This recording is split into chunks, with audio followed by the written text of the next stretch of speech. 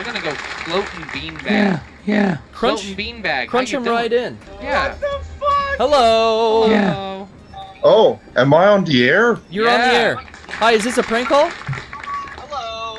No, this is a very serious call. Okay, good. Good. Now, where are you calling from, sir? This is a very serious Oh, you Turn should your- turn down turn the your stream. stream audio. He's calling from Stream Audio Double Land.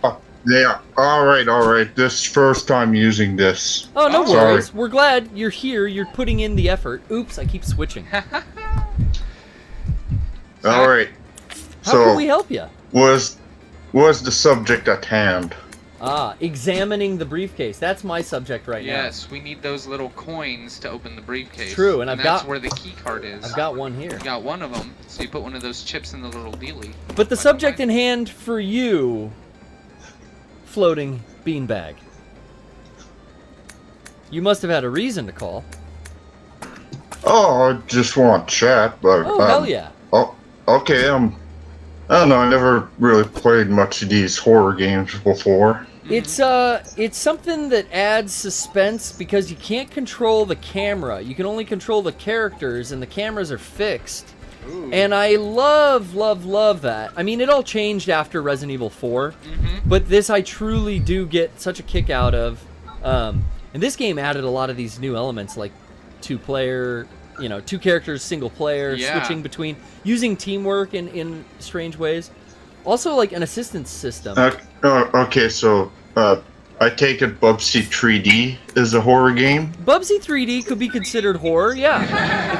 If you're a furry and then you're not into getting into him falling down a pit. Was Bubsy a platformer? Is the pit the vital enemy of every platforming game? Yes. Yeah. It's always the pitfall. I mean, with the first game, Pitfall. Yeah. Right? Congrats. There you go. Yeah. Gravity is the enemy of mankind. Yeah. It brings us But back I forget, to the Earth. did Bubsy have a kart racing counterpart as well? No, that was Garfield. Oh, thank God. I hate that it's Wednesday. No, it's Monday, bro. Yeah, but today's Wednesday, and I wish I could stay home and... something I don't understand about that. Lasagna. Garfield hates Mondays, but he has nothing to do in the entire week, so How I ironic. don't get that. Monday's a state of mind, man. Yeah. Like, Monday isn't about the date, it's about the feeling of a Monday. Monday reminds him that the week is starting over and his worthless life has still no existence past eating lasagna and dealing with that dog Odie and that stupid cat. Normal. It's Ugh. one less Monday till the grave. Now, is the way he looks at it. Don't you think that the whole Monday aspect... Are you saying that Garfield is a metaphor for depression? Yeah, well, definitely. Garfield is a metaphor for the day-to-day course the that we have to deal emptiness with. of every frame is encapsulate that. Yeah, it's Jim a All you Davis. see is Jim Davis was every known to be microscope very depressed. of your body Yeah. just being displayed on the page. Yes. All those stripes. Now, fun fact, Garfield fact coming in real hot for you guys. Oh, On okay. the PBS. Let's hear it. Please. Lorenzo Music, the guy who did the voice of Garfield in the Garfield animated series, did Suicide Hotline. Yeah, I Used knew to about work for that. a He worked at a suicide Suicide hotline. Hotline. Stealing all the plot holes. and he had a high suicide rate, so they gave him the axe for his position to The help axe. people, so to speak.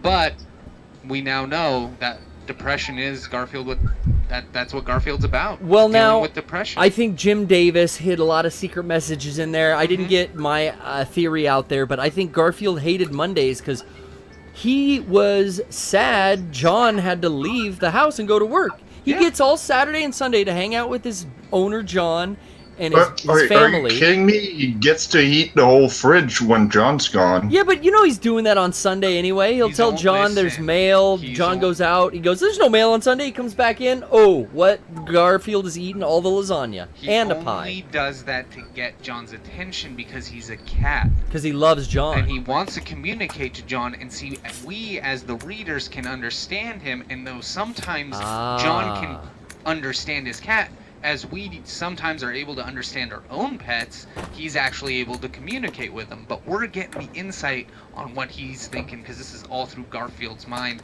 and it's all revolving around how John never comes home during the week, so All right, he hates Mondays. Let me throw something at you here. John throw never it. comes home. That causes Garfield to be dependent on John. John Arbuckle, a Illuminati. Garfield is actually about trying to convince you to be dependent on Bill Murray the taught that, government. The Yeah. triangle. Bill Murray taught that he was gonna voice Garfield in the Coen Brothers movie. I think I think we're coming up with the plot for the Coen Brothers version of this, right? I think you're absolutely right, and I think we've struck gold here today. Floating beanbag. I think that the Coen brothers are deep inside this conspiracy. And next week, will you call us back with some more thoughts on what the Coen brothers could hold for the future of our society and Mondays as we know it? Yeah, and our orange and black striped friend. Hashtag Any- Odie is chemtrails. Any parting That's all I'm words for saying. us, Floating Beanbag? Well, actually, it's because this week is pretty convenient because I'm a little more free time. Yes. But that's I might figure out a way to call in. Okay. Back through the signal. Perfect. I like it. I like to hear it. I have asthma. And I will be, I'll be thinking of you tonight. I hope you're thinking of me. We sure do love you. We'll see you next time. Okay.